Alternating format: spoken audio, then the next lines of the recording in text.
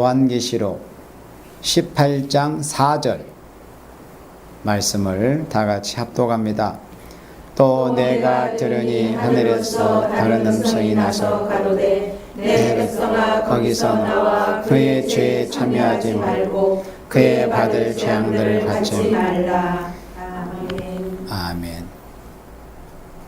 요한계시록 18장 5절 말씀에 그 죄는 하늘에 사무쳤으며 하나님은 그의 불의한 일을 기억하신지라. 그 죄는 하늘에 사무쳤으며 요한계시록 18장 5절에서 이렇게 말씀하셨습니다. 오늘 말씀은 지난 시간들에 이어서 어떻게 되는 것이 인간의 종말인가, 어떻게 되는 것이 인간의 종말인가 하는 것에 관한 말씀의 세 번째 시간입니다. 첫 번째는 어떻게 되는 것이 인간의 종말인가 할 때 인간의 지식이 극도로 발달한 것이라는 것을 말씀을 했습니다. 두 번째는 악한 짐승의 세력이 이 세상을 한시간에 불에 사르는 것이 인간의 종말이라는 것을 말씀을 했습니다. 오늘 이 시간에는 어떻게 되는 것이 인간의 종말인가 할 때 세 번째는 인간의 부패성에 관한 말씀입니다. 인간이 이토록 정치적으로, 종교적으로, 또 인심악화로 총체적으로 부패한 모습을 보이는 때가 인간의 종말이라는 것을 하나님께서는 하나님의 종 선지자들과 사도들을 통해서 말씀하시고 또 애언케 하셨습니다. 그래서 인간의 종말이라고 하는 것은 모든 선지가 하나같이 인간의 종말에 관한 묵시를 볼 때에 정치와 종교와 인심이 극도로 악화되어서 도저히 인간이 어떤 종교로나 또는 정치로나 개인의 노력으로는 그 부패성을 막을 수가 없을 때에 인류 전멸의 재앙이 내릴 것을 말씀을 했는데 바로 이 현 시대가 그렇다고 볼 수 있는 시대입니다. 이제는 사람이 어떠한 노력, 어떤 기발한 생각이나 특이한 방법이라고 할지라도 정치적으로, 종교적으로 또 인심으로 부패한 이런 세상을 도저히 이제는 개선할 수가 없는, 이 부패성을 막을 수가 없는 이런 시대가 되었습니다. 그래서 인간의 종말에 관한 증거를 우리가 성경 말씀을 통해서 제시를 하자면 많은 성경 구절, 선지서 전체는 거의가 다 한 80 내지 90% 정도가 인간의 종말에 관한 말씀이라고 했습니다. 선지서에 예언된 말씀에 주님의 예수 그리스도의 초림에 관한 말씀은 대략 한 10% 내외 정도, 대략 10%도 안 될 겁니다.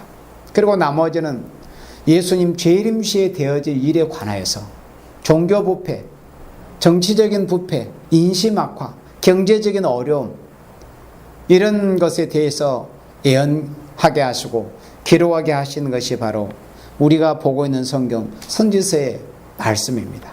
그러면 정치적으로나 종교적으로 부패한 것에 관한 이 예언된 선지서에 기록된 말씀이 정말 많은데 어떻게 되는 것이 인간의 종말인가 할 때 인간의 부패성에 관한 말씀을 우리가 볼 때 먼저는 정치적으로 어떤 부패가 있을 것을 성경에서 예언했는가 할 때 물론 여러 구절 우리 선지자들에 의해서 기록이 되었지만은 이 시간에는 그냥 대표적인 몇 구절만 통해서 이렇게 정치가 부패됐고 종교가 부패됐으며 인심이 악화되었다 하는 것에 관한 말씀을 성경을 통해서 몇 구절만 우리가 이 시간에는 살펴보도록 하겠습니다. 먼저 미가 7장 말씀을 보도록 하겠습니다. 미가 7장입니다.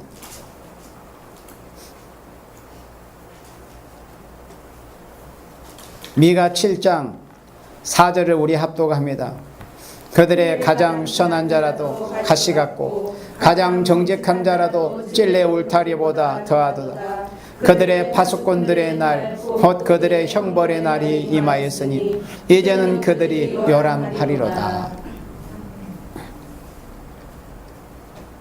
선지자들이 인간 종말에 구약 말기에 이스라엘의 정치 부패의 상황을 들어서 인간 종말을 예언할 때, 인간 종말에 이렇게 정치가 부패할 것이라는 것에 관한 말씀을 예언하며 기록하실 때 이렇게 미가 7장 4절에서는 말씀했습니다.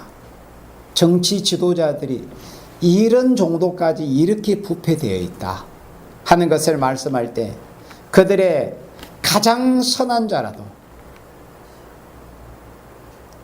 그 정치인이라고 하는 자들의 그런 무리들 중에서 또 정치 지도자 또는 세상의 지도자라고 하는 그런 무리들 중에서 그래도 그들 중에서 비교적 상대적으로 가장 낫다고 선하다고 깨끗하다고 정직하다고 평가를 들을 만한 이런 사람이라도 하나님이 보실 때는 뭐라고 말씀하셨어요?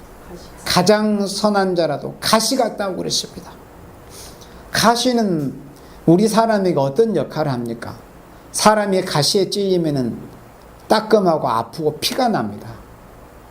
그리고 또 깊이 찔리면은 오랫동안 또 치료를 받아야 되고, 가시는 사람에게 해를 끼치는 게 가시 아닙니까? 사람을 괴롭게 합니다. 아프게 하는 게 가시 아닙니까? 그런데 정치 지도자라고 하는 자들의 역할이라는 것이 기껏해야 가시 같다는 거예요. 아무리 사람들에게 나름대로 상대적으로 정직하다는 이런 평가를 듣는 이런 사람이라 할지라도 가시 같다, 가장 선한 자라도 하나님의 눈은 정확하시잖아요. 하나님은 거짓말을 하실 수 없는 분이잖아요. 가장 선한 자라도 가시 같다는 것을 말씀하셨고, 또 가장 정직한 자라도 찔레 울타리보다 더하다.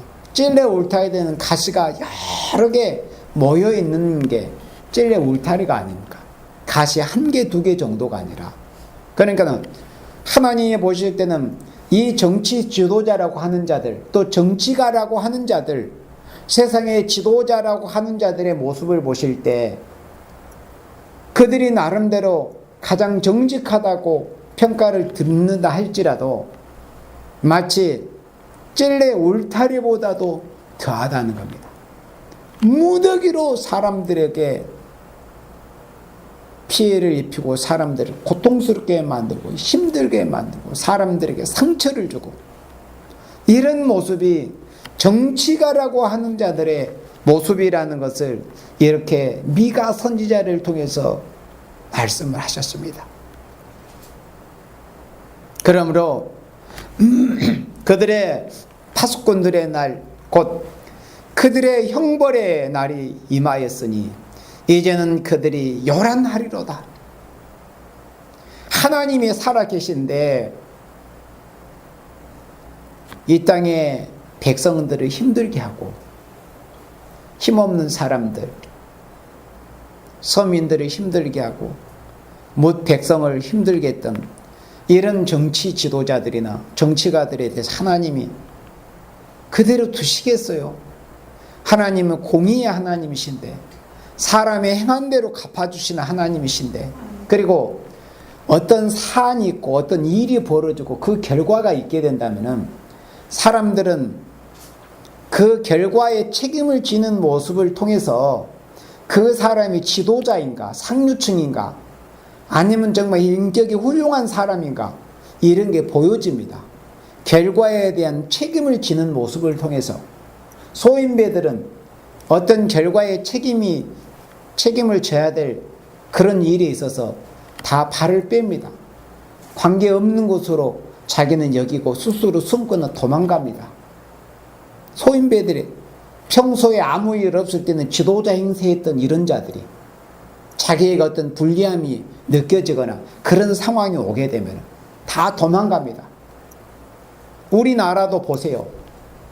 한때 박근혜 대통령의 이름을 팔아서 얼마나 여러 사람들이 국회의원에 당선이 되고, 그게 우리나라에 근래에 되어진 일이고 역사였지 않습니까? 그러나 이 일이 불리해지자 그런 전면에 나선 사람들이 불과 한두 사람들 위에는 거의 보이지 않잖아요. 한 단편적인 예예요, 그거는. 물론 그 사람들만 그랬다는 게 부패한 사람이라는 뜻은 절대 아닙니다. 그 이제 한 예를 설명한 겁니다. 그러니까 어떤 일에 대해서 책임을 지는 모습을 통해서 그 사람이 진짜 훌륭한 지도자였는가, 아니면 정말 훌륭한 지도자의 어떤 그릇이 된 사람인가, 책임을 지는 사람인가, 훌륭한 사람인가, 이런 모습들이 보여집니다. 그러나 우리나라의 정치가들 중에서는 그런 사람을 거의 볼 수가 없지 않습니까? 우리나라뿐이겠습니까? 전 세계도 거의 마찬가지입니다. 성경은 우리나라를 위해서만 기록된 성경이 아닙니다. 이렇게 지도자들의 부패가 있을 것을 말씀을 한 거예요. 그래서 하나님께서 그들의 형벌의 날이 임할 것이다. 하나님이 지도자라고 하는 자들에 대한 심판이 있을 것을 말씀을 하신 겁니다. 그 다음에 종교적인 부패에 있어서 미가 뒤로 넘겨서 미가 3장 5절 말씀을 보도록 합니다. 아까 말씀한 것처럼 이 시간에는 대표적인 몇 구절만 보는 겁니다. 종교 부패에 관한 이 분량이 선지서 전체의 내용에서 가장 많습니다. 사실은 기독교 종말에 교회의 부패, 종교 부패에 관한 말씀이 선지서 분량 중에서 가장 많은 부분을 차지하고 있습니다. 미가 3장 5절에 인간 종말에 이렇게 인간의 부패한 모습이 보여지는 때, 아까 미가 7장 4절에서는 정치인이라고 하는 자들의 부패한 모습을 단편적으로 한 구절만 보았지만은, 이제 미가 3장 5절에서는 종교적인, 그리고 오늘의 교회의 지도자들의 부패, 교회의 부패가 어떠한 모습을 보일 것인가에 대한 미가 선지의 예언을 여기 미가 3장 5절에서 이렇게 볼 수 있는데, 내 백성을 유혹하는 선지자는, 내 백성이 누구겠어요? 여기서 내 주어가 누굽니까? 하나님이시지 않습니까? 우리가 섬기는, 우리를 위해서 독생자 그리스도 예수님을 보내주신 여호와 하나님, 하나님의 백성, 내 백성, 여기서 백성은 누구겠어? 오늘의 교회들을 가리킵니다. 내는 하나님이시고, 그러니까 하나님의 백성, 교회, 교인들, 성도들, 하나님의 백성을 유혹하는 선지자는 이에 물면, 이 이에 입에다가 뭘 물려주면은 평강을 외친다고 했습니다. 그러니까 종교가 이렇게 부패됐다는 거예요. 무슨 종교 지도자들의 수준이 이 젖먹이 어린 아이와 같다는 거 아닙니까? 어린 애들도 배고플고 좀 기분이 언짢고 그러면 막 울잖아요. 울면은 엄마나 아빠나 부모가 입에 뭐라도 좀 물려주잖아요. 젖꼭지를 물려주든지 뭐 사탕을 물려, 그러면 울음이 그치지 않습니까? 그러면은 입에 뭘 물면 평강을 외친다는 그 수준이 어떻다는 거예요. 젖먹이 어린 아이와 같다는 거예요. 입에 물면은 평강을 외친다. 그러나 그 입에 무엇을 채워주지 아니하는 자에게는 전쟁을 준비한다. 입에다가 무엇을 채워주지 않는. 그러니까 자기 기분을 맞춰주지 않고, 뭐 예를 들어 종교 지도자들이 내가 지금 뭐 새로운 옷이 필요한데 옷을 누가 나에게 뭐 사줘야 되는데, 교회 특히 뭐 목회자들이나 담임자들이나 또 내 차를 바꿔야 될 때가 되었는데, 요즘 나온 어떤 신형 뭐 자동차, 세단 이런 것을 사줘야 되는데, 또는 그 외에도 그런 것에 대한 어떤 정욕적인 만족과 기분을 맞춰줘야 되는데, 그렇게 하지 않으면 어떻다는 거? 전쟁을 준비한다는 거. 사납게 싸우려고 하고 공연히 이제 그렇게 물론 그것도 뭐 정상적인 표현은 아니지만 친다고 그러잖아요. 공연히 강단에서 성도들을 치고 자기 기분 안 맞춰줬다고. 그러면 하나님의 사람들이, 물론 성경 하나님의 말씀 선지자들은 쳐서 애언하라고 말씀했어요. 이사야 58장에서도 그랬죠. 내 백성 이스라엘을, 야곱을, 허물을 쳐서 애언해라. 그런데 치는 건 맞아요. 그러나 정상적으로 쳐야죠. 어떨 때? 하나님의 백성이 하나님의 말씀을 준행치 않을 때, 주의 계명을 지키지 않을 때 안타까운 마음으로서 하나님의 말씀에 성령의 감동으로 두려운 마음으로 주님의 대행자가 돼서 치는 건 정상적인 성령의 역사입니다. 그런 것을 얼마인지 쳐야 돼요. 그 치는 말씀이 듣기 싫으면 하나님의 백성으로서 살 자격이 없죠. 그러나 그렇지 않음에도 하나님의 말씀을 잘 지키고 사는 사람들이 자기 어떤 기분과 욕심과 정욕을 채워주지 아니한 것으로 인해서 사납게 낯빛이 변하고 목소리 톤이 변하고 그러면 이게 뭐예요? 이게 바로 거짓 선지의 모습이라는 것은 미가 선지자를 통해서 이렇게 말씀을 하신 겁니다. 입에 무엇을 물려주지 않으면 채워주지 아니하는 자에는 전쟁을 준비한도다. 이런 선지자에 대하여 여호와께서 뭐라고 말씀하십니까? 여호와께서 가라사대 9절에, 자 9절 봅니다. 야곱의 족속에, 그러니까 이런 이제 범죄로 인해서 미가 3장 5절에서 대표적인 한 구절만 뽑았어요. 그러니까 이런 이 종교 지도자들의 이 부패한 이런 모습으로 인하여서 9절에 야곱 족속의 두려. 그러면 야곱 족속이 누구일까요? 오늘의 교회 아닙니까? 영적인 야곱이 오늘은 어디입니까? 교회 아닙니까? 야곱 족속의 두령들이라고 하면은 오늘의 종교 지도자들을 가리킵니다. 야곱 족속의 두령과 그 다음에 이스라엘 족속의 치리자. 그러니까 야곱 족속의 두령이나 이스라엘 족속의 치리자는 오늘의 교회의 지도자들을 말씀을 하는 겁니다. 교회의 지도자들 또는 교육자들, 지도자라고 칭함을 받는 이런 무리들, 거기에는 교회의 지도자라고 하는 사람들, 지도자 부패로 인해서 이렇게 종교 교회가 부패한다는 것을 선지자를 통해서 말씀했습니다.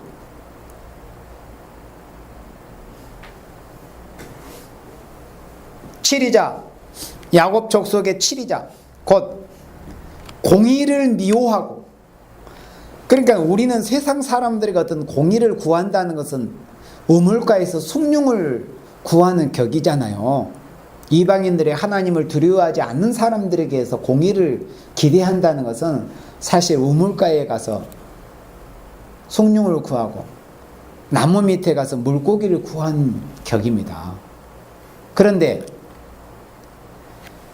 하나님의 사람들, 하나님의 교회 지도자라고 하는 사람들에게 있어서 마땅히 기대하고 구해야 될 게 뭐겠어요? 공의 아닙니까?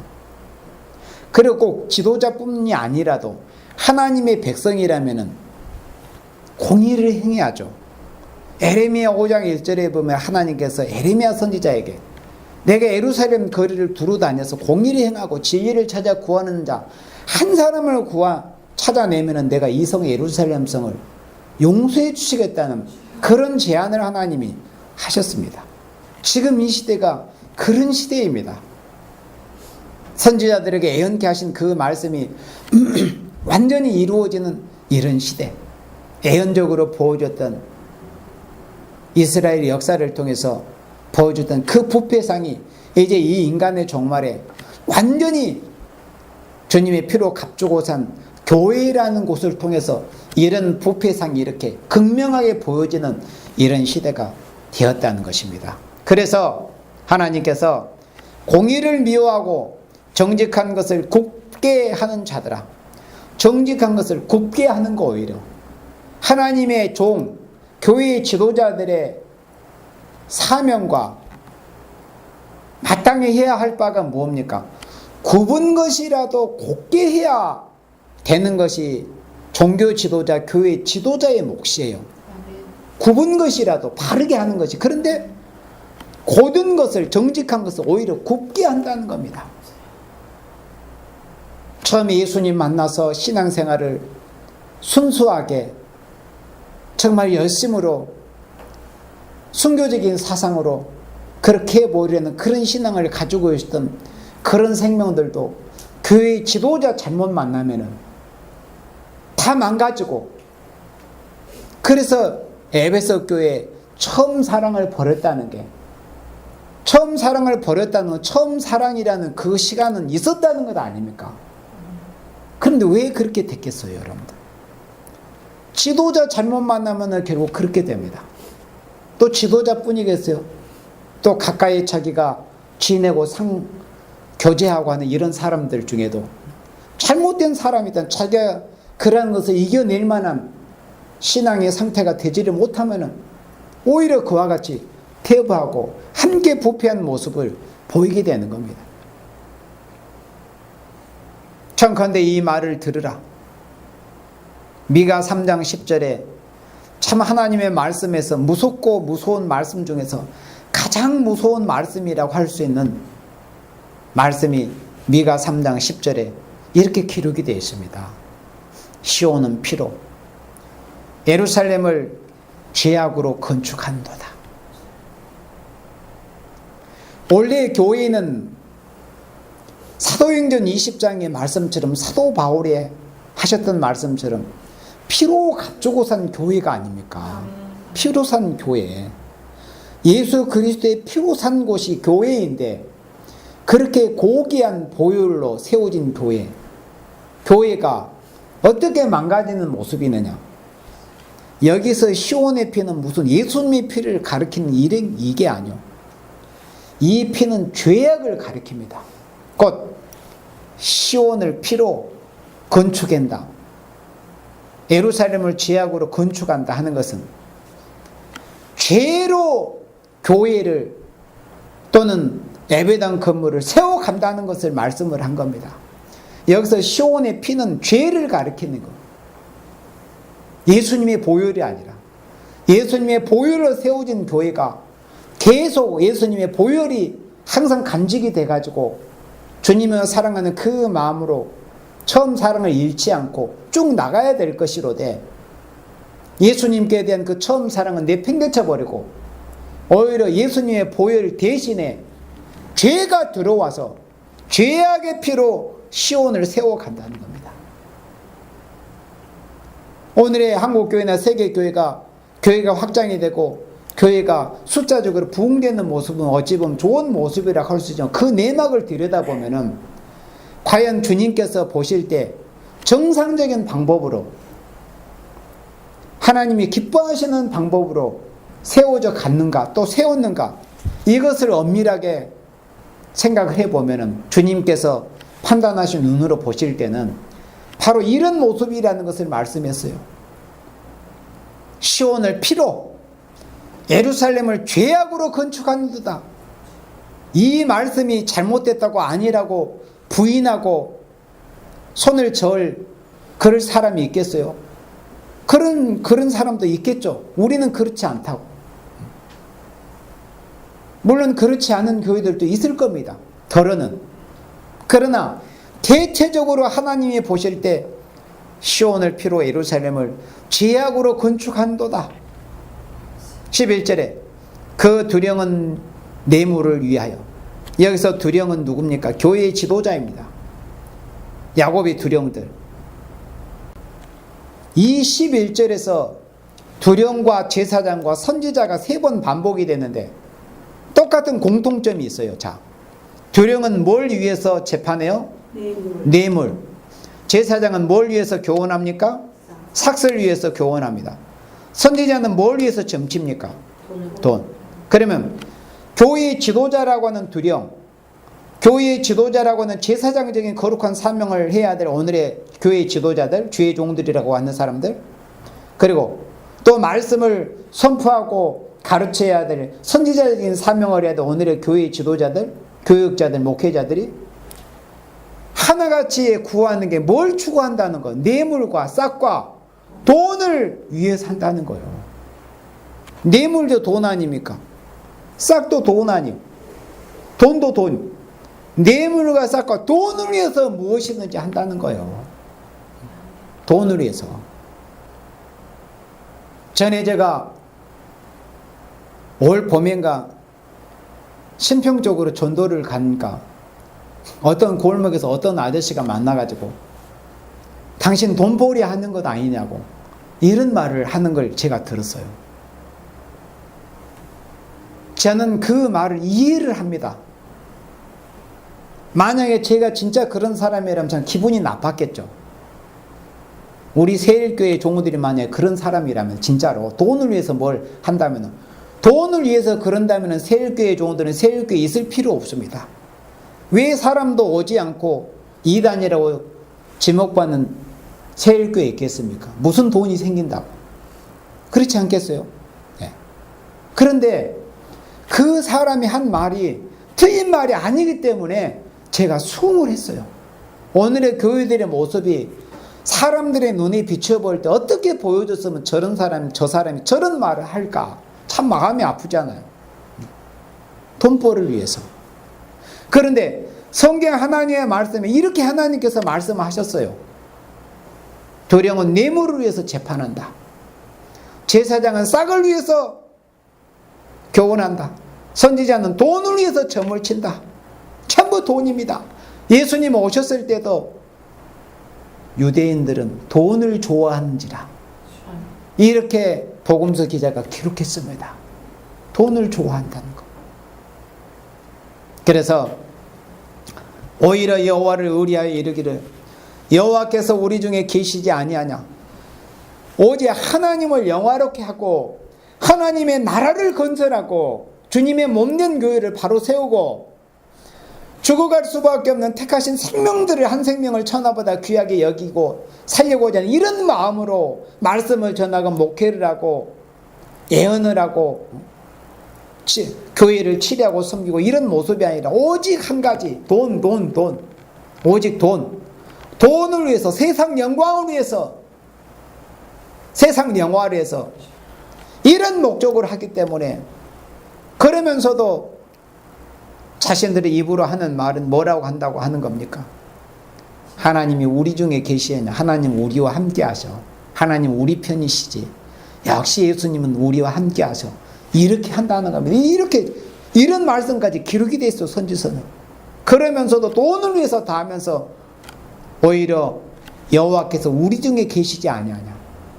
그러니까 그렇게 생각을 하니까 그런 생활을 하고 사는 거예요. 잘못했으면 하나님이 나를 떠나시겠다. 다윗이 범죄했을 때 가장 두려워했던 게 시편 51편에 성신만큼은 제게서 거두지 마시옵소서. 그러니까 정상적인 사람은 자기가 죄가 있고 허물이 있을 때는 하나님이 자신에게 떠나실 것에 대한 두려움이 제일 커야 되는 거예요. 성신이 자신에게서 떠나실 것에 대한 두려움이 있어야 되는데 이런 자들은 왜 두려움이 없어요? 이런 오직 돈과 세상 영화를 위해 사면서도 늘 하나님이 자신과 함께 하실 것이라는 착각 때문에 계속 그런 짓을 하는 겁니다. 이 말씀 그대로 내가 혹 행해라도 잘못하면 하나님의 신이 나를 떠나신다. 성령께서 나를 떠나버리신다. 이런 두려움을 가지고 있다면 돈을 위해서 싹을 위해서 뇌물을 위해서 하겠습니까? 하지 않죠. 그래서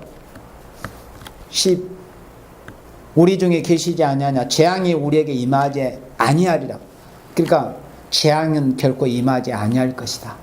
또 에레미야 23장에서도 거짓 선지자들은 평강만 외친다고 그랬습니다. 12절에 이러므로 너희로 인하여 시온은 팥같이 간물당하고 예루살렘은 무더기가 되고 성전에 사는 수풀의 높은 것과 같게 되리라. 시온은 팥같이 간물 당하고 예루살렘은 무더기가 된다고 했습니다. 성전에 사는 수풀의 높은 곳과 같게 되리라. 이 예언을 미가 선지자가 어떤 왕 때 했다는 것을 에레미야 선지자가 기록했었죠. 히스기야 왕 시대에 미가 선지자가 이런 예언을 했었다고 에레미야 선지자가 기록했어요. 그러나 에레미야 선지자가 무슨 말씀을 하기 위해서 그랬습니까? 미가 선지자가 히스기야 왕 시대에 히스기야 왕이 들려지도록 그렇게 예언을 했지만 히스기야 왕이 미가 선지자를 죽였느냐? 그렇지. 오히려 이 말씀이 각성이 되고 이 말씀에 충격을 받은 이 히스기야가 종교 개혁을 하고 정신을 차리고 여호와께 돌이켰다는 것을 우리가 성경 역사를 통해서 줄을 잡아서 보면은 우리가 할 수 있거든요. 그래서 복이 있는 사람, 하나님 앞에 바로 해보려고 하는 사람은 하나님의 말씀을 들었을 때 뭔가 깨닫고 각성을 하고 자신을 돌아보는 이런 모습을 보입니다. 그렇지 않으면은 결국 마지막 때 망할 자들은 아무리 하나님이 경고의 신호를 보내신다 할지라도 깨달음이 없습니다. 계속 자기가 하는 일, 자기가 가는 길이 옳은 것으로 그렇게 스스로 여기게 됩니다. 이렇게 종교의 부패가 있다는 것을 말씀했습니다. 바로 이런 시대가 인간의 종말이다. 이렇게 부패성을 보인다는 거예요. 종교적으로. 아까 정치적인 모습을 봤죠? 또 종교적으로. 이 외에도 숱하게 많은 여러 장, 여러 구절에 걸쳐서 교회의 부패에 관한 말씀이 기록이 되어 있습니다. 그 다음에 인심악화, 정치부패, 종교부패, 인심악화를 인간의 모습으로 막을 수 없는 부패가 보여질 때 인간의 종말이라는 것을 선지자를 통해서 말씀하셨는데, 그러면 인심악화에 관해서도 다시 이제 아까 미가 7장으로 봅니다. 미가 7장, 아까 7장 4절에 보았었죠? 정치 지도자의 부패. 5절 봅니다. 자, 인심악화에 관해서 미가 7장 5절 합독합니다. 너희는 이웃을 믿지 말며 친구를 의지하지 말며 내 품에 누운 여인에게라도 내 입의 문을 지킬지어다. 6절 합독합니다. 아들이 아비를 멸시하며 딸이 어미를 대적하며 며느리가 시어미를 대적하리니 사람의 원수가 곧 자기의 지방 사람이리로다. 이렇게 인심이 악화된 부패가 있을 것을 미가 선지자를 통해서 말씀을 하셨습니다. 너희는 이웃을 믿지 마라. 친구도 의지하지 마라. 왜 하나님께서 마치 사람 간의 사이를 벌려놓은 듯한 이런 말씀 하셨겠어요? 그러니까 그만큼 사람들의 인심이 악화됐고 사나워졌고 거짓되고 간사하고 이런 모습을 보이다 보니까 우리 하나님의 백성들은 조심하라는 겁니다. 인간관계에 있어서. 이렇게 인심이 악화될 것이기 때문에 이웃을 믿어서는 안 된다. 사람 믿는 것처럼 하나님을 믿으면 인정이라도 받을 텐데, 오히려 오늘의 교회에 다니는 사람은 사람을 믿고 의지하는 것보다도 하나님을 그렇게 믿고 의지하는 모습이 잘 안 보이잖아요.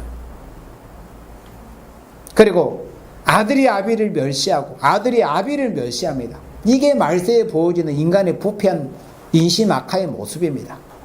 자식들이 부모나 어른을 공경하지 않는 시대입니다. 지금은 굳이 낱낱이 말할 필요조차 없습니다. 여기에 대해서는 그냥 길거리에 다니면서 사람들의 어린 애들이나 청소년이나 이런 사람들의 모습을 보면은 그냥 성경 선지서의 말씀은 그냥 줄줄줄 다 보입니다.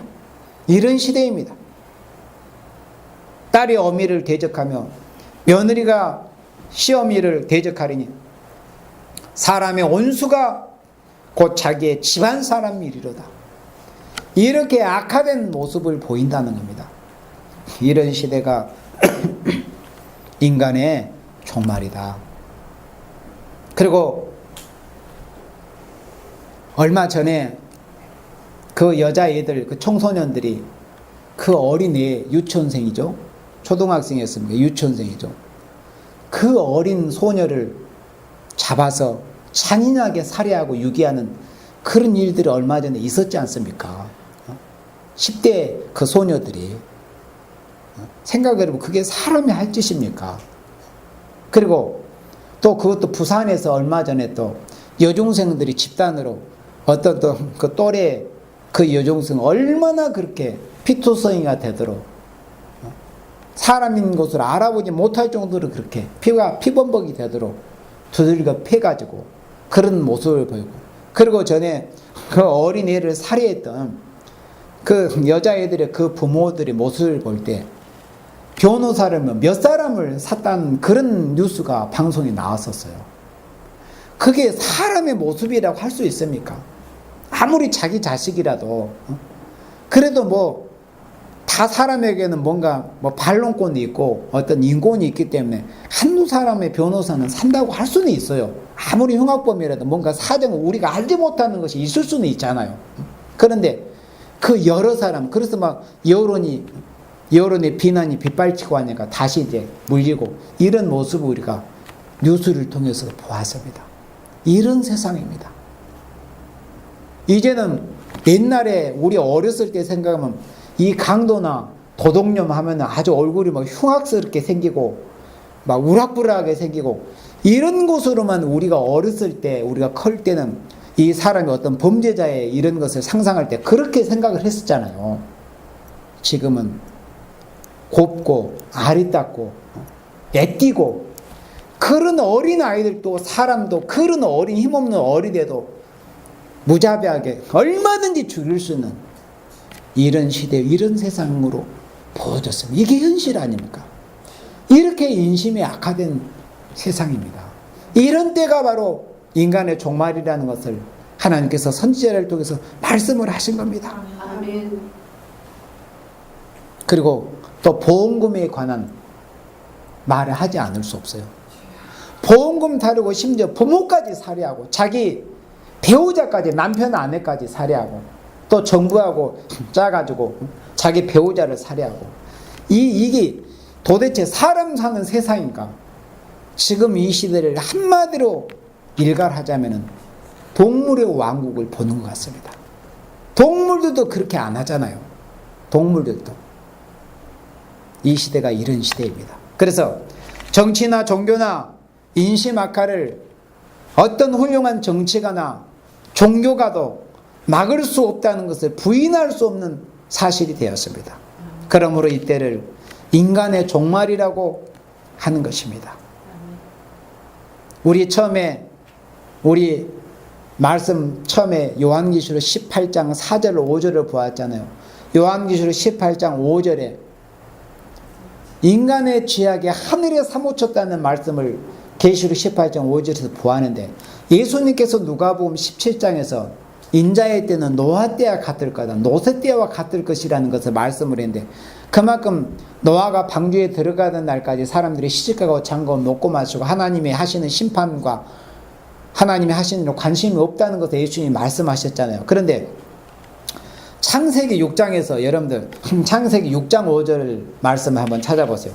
창세기 6장에서 보면은 예수님께서 노아 때와 같다는 것을 말씀하셨는데, 노아 때는 구원받은 사람들이 불과 8사람 한 가정 뿐이었어. 그러니까 인간 종말에 예수님 오실 때는 남을 자가 적다는 것을 말씀을 했는데, 또 그 외에도 여러 가지 모습을 우리가 성경을 통해서 볼 수 있는데, 창세기 6장 5절에서 하나님이 이렇게 말씀하셨어요. 여호와께서 사람의 죄악이 세상에 관영함과, 그래 세상에 관영했다는 꽉 들어찼다. 지금 우리가 보고 있는 이 개역성경, 요즘은 또 개정을 많이 보잖아요. 여러분도 개정도 보시는 분도 있겠지만은, 관영이라는 것은 꿰를 관자입니다. 한자적으로. 영자는 찰 영자입니다. 그러니까 이 세상이 죄악이 차고 꽉꽉 들어차고 넘치는 세상이 되었다는 것을 노아 할아버지가 살던 시대에도 이미 그랬다는 거죠. 인간의 죄악이 세상에 관영했다는 겁니다. 세상에 꽉 속속들이 들이찬 그런 세상이었어요. 그래서 하나님께서 의로운 셋의 후손인 노아의 가정을 보호하기 위해서 부득불 심판하지 않을 수가 없었던 겁니다. 그 마음의 생각에 모든 계획이 항상 악할 뿐임을 보시고, 그 다음에 13절로 넘어갑니다. 하나님이 노아에게 이르시되 모든 혈육 있는 자의 강포, 아주 포악한 이런 모습이죠. 강팍하고 포악한 이런 모습, 혈육 있는 자의 강포가 포악이 땅에 가득함으로 그 끝날에 내 앞에 이르렀으니 내가 그들을 땅과 함께 멸하리라. 노아 때 하나님 물로 이 세상을 심판하실 때 모습이 이랬어요. 인간의 죄악이 세상에 꽉 들어찼고, 그리고 혈육 있는 자의 이 사람들의 모습이 강포에 있다는 거예요. 아주 포악했다는 겁니다. 포악하고 악했다는 거예요. 폭력하고 과격하고 사납고 이런 모습. 그런데 지금 이 시대가 보세요. 이 시대의 인간의 죄악이 땅에 관영한 것뿐만이 아니라 아까 처음에 우리가 계시록 18장 5절에서는 인간의 죄가 하늘에 사무쳤다고 그랬어요. 노아 때는 땅에 꽉 들어차 있었어요.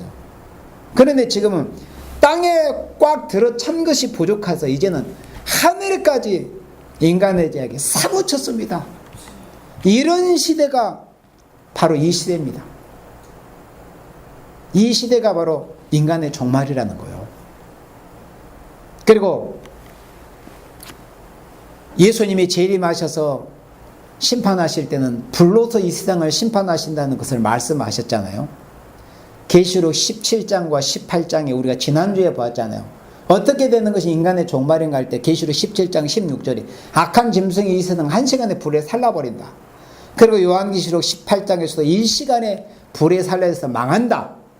그런데 구약 때도 하나님께서 불심판을 보이신 때가 한 번 있었잖아요. 계시록 19장에서.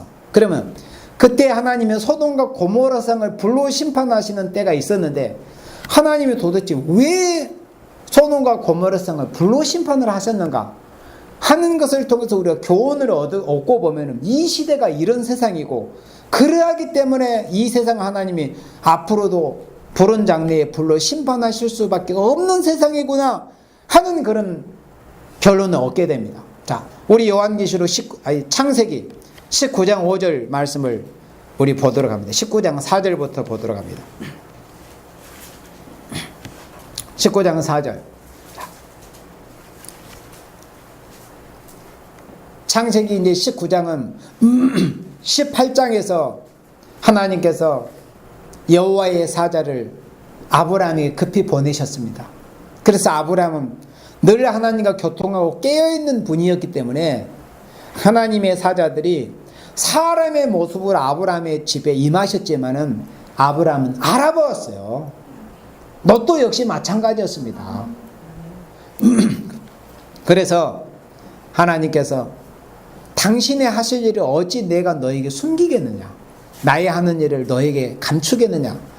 그러니까 아브라함은 하나님의 벗이라고 그렇게 표현을 했습니다. 하나님의 친구였어요. 친구 간에는 자기의 비밀을 알려주잖아요.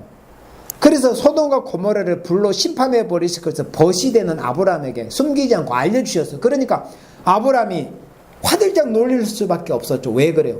자기의 혈육엔 조카가 있었잖아요. 그래서 하나님께 얼마나 여러 차례 간청을 했습니까? 의인 50, 45인, 40인, 30인, 20인, 결국 10명까지 하나님과 거리했던 사람이 아브라함이었습니다. 의인 10명만 찾으면 용서해 주겠다. 의인 10명이 없어서 심판받았던 성이 소돔과 고모라였네요. 그러면 소돔과 고모라 성의 인간들의 죄악이 이루 말할 수 없이 그 인간들의 죄악이 하늘에 상달됐다고, 소돔과 고모라 성에 하는 인간들, 그 짐승 금수 같은 인간들의 모습 때문에, 악행 때문에 사람들 도대체 살기가 힘들어가지고 그 소리가 또 하늘에 상달되었다고 했는데, 그러면 소돔과 고모라 성에 행해진 이런 악행이나 이런 더러운 이런 범죄의 모습이 어떤 모습이 성경에 기록이 됐는가를 우리가 보면은, 여기 이제 창세기 19장에 보면은 이제 날이 저물 때 그 두 천사가 아브라함의 가정을 방문했던 그 천사가 소돔성에 이제 이르렀습니다. 왜 그래요? 아브라함의 부탁을 듣고서 롯의 가정을 구원하기 위해서 급히 방문을 했습니다. 그래서 그 모습을 볼 때 롯은 깨어있는 사람이었기 때문에 급히 일어나 영접하고 땅에 엎드려서 절했다고 했습니다. 여호와의 사자를 뵈었을 때. 그래서 자기 집으로 모셔드렸습니다. 그런데 그 모습을 소돔 사람들이 본 거예요. 그래서 롯이 그들을 위해서 식탁을 베풀고 무교금을 굽고 그 하나님의 사자들을 대접을 했네. 그래서 이제 그들이 눕기 전에 그 성 사람, 4절에 그 성 사람 곧 소돔 백성들이 모론 남녀하고, 그러니까는 모론 남녀라는 것은 남자든 여자든 막론하고 사방에서 다 모여 그 집을 에워쌌습니다. 이런 악행의 모습이 보여진 거예요. 물론 지금 이 단순히 여기서부터 보여지는 모습 때문에 소돔과 고모라가 심판받는 건 아니었어요. 그 전에 많은 죄악이 쌓여있고 하나님께 상달이 됐어요. 그런데 여기서 보면은 어떤 죄악의 모습이 보여지느냐. 5절에 롯을 부르고 그에게 이르되 이 저녁에 내게로 온 사람이 어디 있느냐 이끌어내라. 그러니까 소돔성에 사는 그 금수 같은 자들이 이런 말을 했습니다. 모여들어서 롯의 집을 에워싸고, 그리고 했던 말이 우리가 그들을 상관하리라. 이 말, 이 소돔성의 이성 없는 짐승과 같은 금수 같은 자들의 이 말 한마디에서 소돔 고모라 성에 사는 인간들의 그 모습이 어떠했다는 것을 우리가 단적으로 볼 수 있습니다. 우리가 그들을 상관하리라. 여기서 이 상관이라고 되어진 이 단어는 히브리어로 야다입니다. 그 뜻은 우리나라 말로 번역을 하자면 굳이 알다라는 뜻이 있습니다. 먼저. 그리고 또 서로를 관계하다. 그리고 남녀간에 관계한다는 이런 뜻입니다. 성관계를 한다는 이런 뜻이에요. 한자적으로도 서로 상자입니다. 그래서 서로 관계한다. 우리가 서로 관계한다. 관계할 거다. 그러니까 쉽게 동성애 한다는 거죠. 그들은 롯의 가정에 그 두 천사가 이 남성의 모습으로 들어가는 모습을 보았습니다. 그러니까 이거를 내라고 한 거죠. 그럼에도 그들은 처음 본 사람인데도 우리가 서로 관계할 것이라는 거, 성관계를 한다는 거죠. 그러니까 이 말씀에서 보면 이미 그때 소돔성에 이 동성애, 난잡한 이런 성, 또 이 동성애가 얼마나 만연했던 것을 알 수 있습니다. 우리가 서로 관계하리라 그랬습니다. 소돔성에서 이미, 물론 그 전에도 아마 그런 것들이 있었겠죠. 마귀가 들어가면 그러니까. 그런데 소돔성에서는 성경에 기록된 이 역사적인 기록이지 않습니까? 분명히 이렇게 기록으로 남아 있습니다. 우리가 그들을 관계하리라. 동성 간에 이런 짓을 한다는 것을 이렇게 말을 한 겁니다. 그래서 소돔 고모라 성에 사는 인간들이 여기 보면은 물론 남녀하고 그랬죠. 그러니까 어떤 자는 뭐 빼고 이런 정도가 아니라 남녀노소 보면 다 이런 상태에 있었다는, 이런 금수 같은 생활들을 하고 있었던 겁니다. 우리가 서로 관계하리라. 동성애를 하고 있었던 거예요. 소돔성에서. 오늘날 여러분들 보세요. 동성애 때문에 참된 신앙에는 그리스도인들이 얼마나 근심을 하고, 또 뭔가 참된 지식과 양식이 있는 사람들이 그걸 반대하고 나서잖아요. 그런데 잘못된 사상을 가진 사람일수록 동성애를 옹호하고 나오잖아요. 어떤 인권을 들어서. 그런데 전에도 제가 말씀을 했지만은 이 동성애는 성경에서 죄악시하고 있습니다. 하나님의 말씀에. 그러니까는 이 동성애가 어떤 인권으로 덮여질 게 아니라 그 근본을 우리가 여러 제껴서 봐야 되는데, 예를 들어서 사람을 무자백에, 아까 그 청소년들이 어린애를 죽인 것을 예를 들었죠. 그러면 어린애를 죽인 게 그게 그 사람의 어떤 성향이나 그 어린애를 무자비하게 죽이는 사람과 어떤 다른 모습입니까? 정죄를 받아야 될 모습이잖아요. 우리하고 삶이 다른 모습이라고 그렇게 치부해서는 안 되고, 사람을 생명을, 육신의 생명을 끊는 얼마나 큰 죄야. 그러면 그걸 죄로 정죄하고 단죄를 하고 그걸 경계해야 그게 정상적인 사회 아닙니까?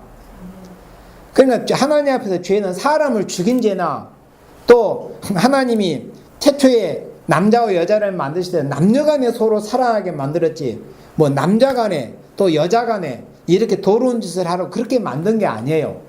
하나님의 창조 원리에 있어서. 그런데 사람을 죽이는 것은 죄, 또 무슨 요즘 하는 무슨 블랙리스트를 만드는 것은 죄, 또 뇌물을 받는 것은 죄, 이런 것은 죄로 치부하고 정죄하고 막 다 들고 일어나면서 왜 그렇게 가장 인간이 원초적으로 금해야 될 이런 이 동성애나 이런 죄에 대해서는 너그럽고, 무슨 죄를 범한 것에 대해서도 그것은 어떤 죄가 아니고 어떤 인간의 우리하고 다른 모습이라고 이런 식으로 하느냐 그거죠. 그러니까 그렇게 말하는 사람들 자체도 이 잘못된 그런 흑암에 영이 들어가 있기 때문에 그리고 그렇게 생각을 하고 말을 하는 것이죠. 그럼 이런 사람들에 대해서 뭔가 개선을 하고 치료를 하고 어떤 심리적인 치료를 하든지 아니면 교회에 와서 말씀을 바로 배워서 영적인 바른 치료를 받도록 해서 사람이 사람들에게 정상적인 사람으로 살 수 있도록 지도하고 편달하고 인도해주는 역할을 해야 되는 것이 정상적인 사회에서의 보여줘야 돼. 이런 모습 아닙니까? 그런데 우리나라만 봐도 보세요. 얼마나 지금 반대로 가고 있잖아요. 제가 어젠가도 동성애를 반대하는 그런 사람들이 얼마나 거기에 이제 온라인 서명 투표라는 거를 또 그거 사이트에 들어가서 확인을 해봤는데 여전히 한 25만 정도밖에 안 됐더라고요. 지금 이 대한민국 교인 성도가 한 800만 이상을 말하고 있지 않습니까? 몇 년 전에 통계청에서 낸 것에 의하면 800만. 그러면 최소한 수백만은 되지 않습니까? 그러면 오늘의 교회에서 담임 목회자님들이, 목사님들이나 교육자들이 그걸 정말 강조를 해서 우리가 말로만 할 것이 아니라 그런 사이트를 우리가 적극적으로 기독교인들이 이건 정말 잘못됐다. 그것을 표현해야 될 것 아닙니까? 아무리 강단에서 말만 하면 무슨 소용이 있겠습니까? 기독교인들이 입으로만 나쁘다고 하면 그게 무슨 소용이 있겠어요? 뭔가 행동하는 모습이 보여져야 될 것 아닙니까? 적극적으로. 행동하지 않는 것은 비겁하고 나쁜 것입니다. 이런 실정이요. 여기에 대해서 로마서 1장 말씀에 확실하게 하나님께서 판단해 주시는 말씀을 주셨습니다. 자, 우리 로마서 1장 말씀을 보도록 합니다. 이 동성애라는 것에 관한 말씀을 이미 로마서에서, 그러니까 이 창세기 지금 19장의 상황은 지금으로부터 4,000년 전의 상황입니다. 소돔과 고모라 성이 존재했던 실제했던 그 시간 때는 지금으로부터 4,000년 전에 실제로 있었던 역사지만은 또 그로부터 2,000년이 지나서 기록이 된 로마서에도, 그러니까 로마서는 지금부터 2,000년 전에 기록된 성경이 아닙니까? 그때 역시도 이런 모습이 보여졌습니다. 4,000년 전에도 2,000년 전에도 지금 이 시대에도. 자, 그러면 이 로마서 1장을 이렇게 쭉 이제 읽어보면은 이런 죄에 관한 말씀을 이제 말씀하시는데, 자, 22절부터 봅니다. 시간상. 스스로 지혜 있다나 우준하게 되어. 그러니까 죄를 범하고도 죄악의 어떤 환경이 있으면서도 거기서 벗어나지 못하고 있는 사람들의 어떤 특별한 모습 중에 특성이 뭐냐면은 자기가 안다는 거, 자기는 잘하고 있다는 거, 내가 지혜가 있고 지각이 있다는 거, 내가 생각하고 말하고 보고 듣고 하는 것은 뭔가 옳고 바르다는 이런 착각 속에서 거의 빠져있기 때문에 잘못된 곳에서 빠져나오지 못하고 있는 거예요. 그래서 여기 22절에서도 이렇게 말씀하신 거예요. 성령께서 바울을 감동하셔서 스스로 지혜 있다 하나 우준하게 돼요. 썩어지지 아니하는 하나님의 영광을 썩어질 사람과 금수와 버러지 형상의 우상으로 바꾸었느니라. 이제 우상 숭배자들에 관한 말씀 아닙니까? 그러므로 하나님께서는 저희의 마음의 정욕대로 더러움에 내어 버려두사 저희 몸을 서로 욕되게 하셨으니, 그러면 이런 모습이 이제 우상 숭배자들에게서 보여지는 모습이라는 것을 말씀을 했습니다. 그러니까 하나님을 정말 정상적으로 바로 섬기고 바른 신앙과 바른 신앙의 지식이 있는 사람은 절대 동성애 할까요? 안 할까요? 절대 안 합니다. 100% 안 하게 되어 있습니다. 그런데 여기서 지금 인간이 천지를 창조하신 하나님을 바로 섬기는 것보다도 하나님이 외에 다른 허탄한 것을 형상하고 우상 숭배하다 보니까 거기에서 비롯된 모습들이 이런 죄악의 모습으로 보여진다는 것을 이렇게 말씀하고 있는 겁니다. 어떤 모습으로요? 24절에 그러므로 하나님께서 저희 마음의 정욕대로 더러움에 내어버려 두사 저희 몸을 서로 욕되게 하셨다고 하셨는데, 25절에 이는 저희가 하나님의 진리를 거짓것으로 바꾸어 피조물을 조물주보다 더 경배하고, 오늘날 보세요. 피조물을 조물주보다 더 경배하는 모습이 보여집니까? 웬만한 사람들한테는 앞에다 신자를 붙입니다. 이런 세상이에요. 사람들이 다 신처럼 여기는 거예요. 너도 신 나도 신. 그게 온전한 신입니까? 귀신들이지, 마귀신들이지. 유일신은 천지를 창조하신 여호와 하나님 한 분이시잖아요. 아멘. 성삼위 하나님, 성부 성자 성령, 아멘. 성삼위 하나님만이 우리가 마땅히 인생들이 신앙하고 섬겨야 될 신앙의 대상자이시지, 그 외에는 전부 우상이고 귀신의 마귀 사단의 충동 감동을 받아서 만들어진 인간의 조물 조각품밖에 안 되는 겁니다. 그런데 우상을 섬기는 자들의 보여지는 모습이 이렇다는 거예요. 피조물을 조물주보다 더 경배하고 섬김이라 주는 곧 영원히 찬송할 이시로다. 아멘. 이를 인하여, 뭘 인하여?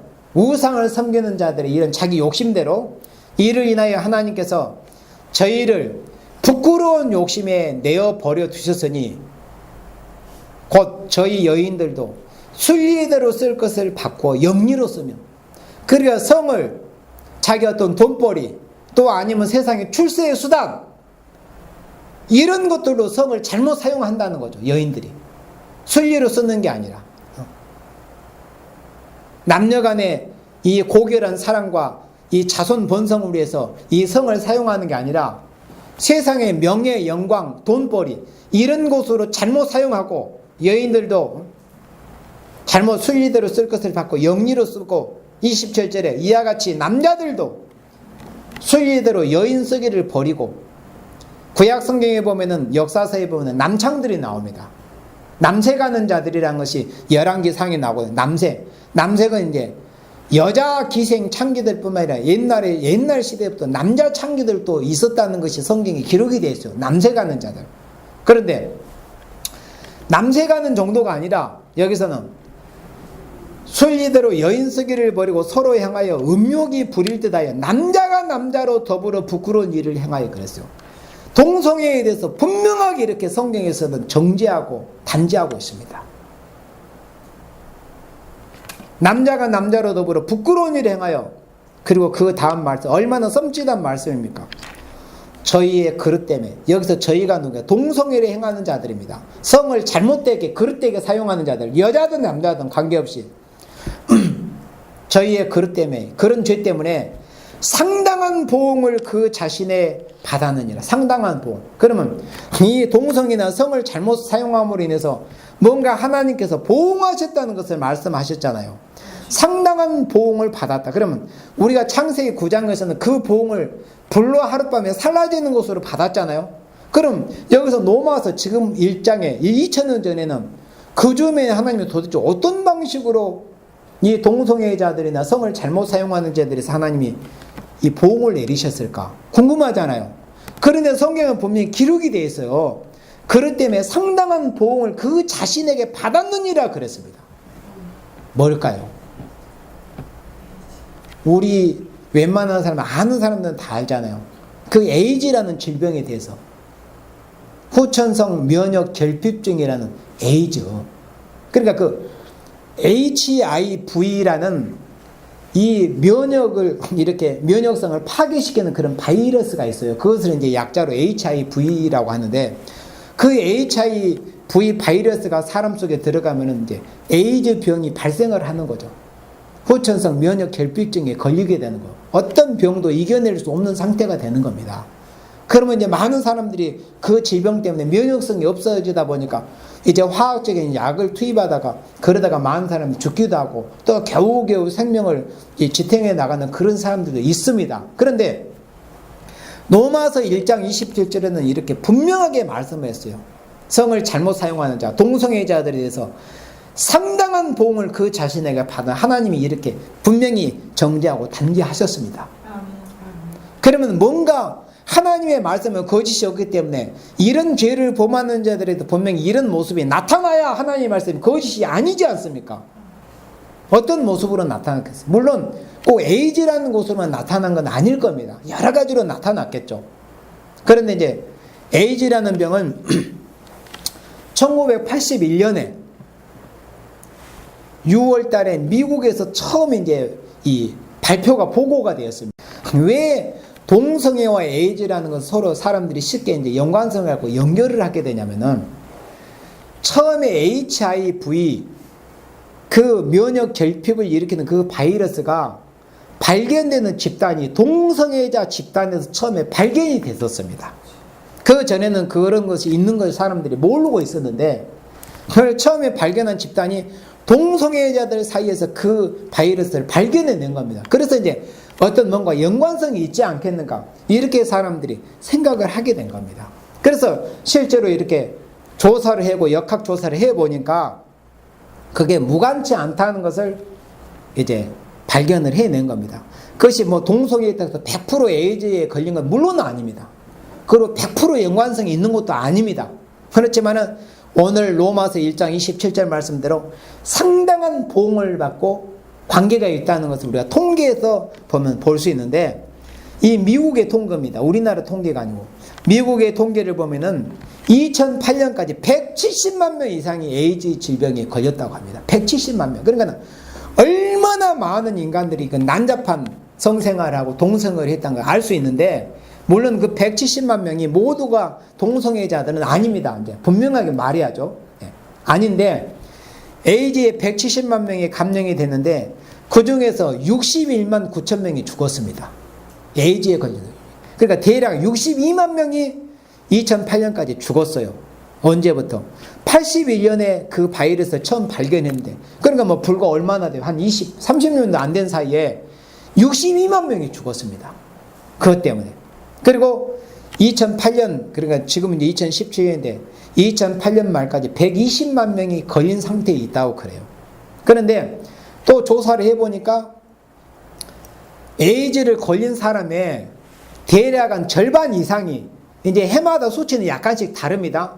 그런데 대체적으로 절반 이상이 무슨 특성을 가지고 있냐면 동성애자라는 특성을 가지고 있었습니다.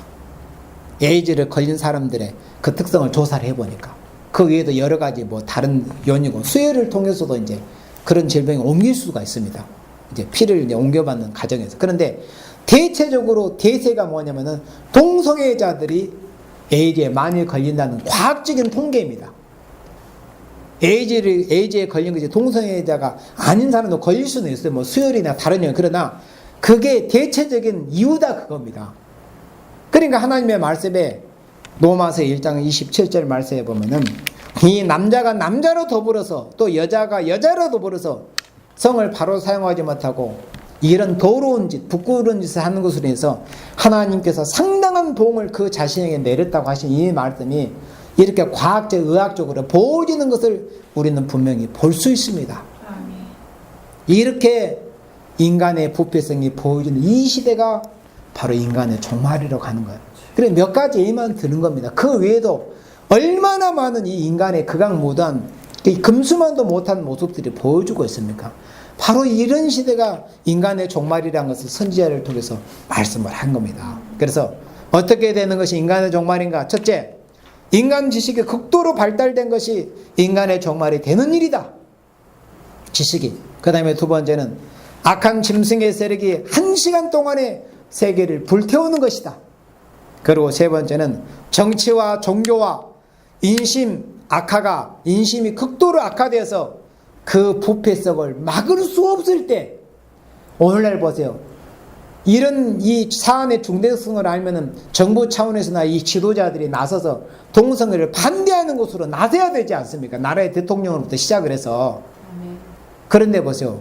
부패성을 막을 기는커녕 오히려 그들을 부추기고 그들에게서라도 표라도 한 표라도 더 얻을 심산으로 더 그들을 부추기고 어떤 인권이라는 미명으로 죄악을 더 부추기는 이런 모습이 오늘날의 지도자라고 하는 자들의 모습입니다. 바야흐로 지금의 인간의 종말입니다. 이러한 부패들로 인해서 하나님의 진노 심판이 가까운 이 시대입니다. 이런 때 우리는 이런 인간의 죄악으로 인해서 불가피하게 올 수밖에 없는 하나님의 진노를 피하고 아름다운 새 시대의 축복을 받기를 깨어서 힘써 준비하는 우리 모두가 되어지기를 주님의 이름으로 축원합니다. 아멘.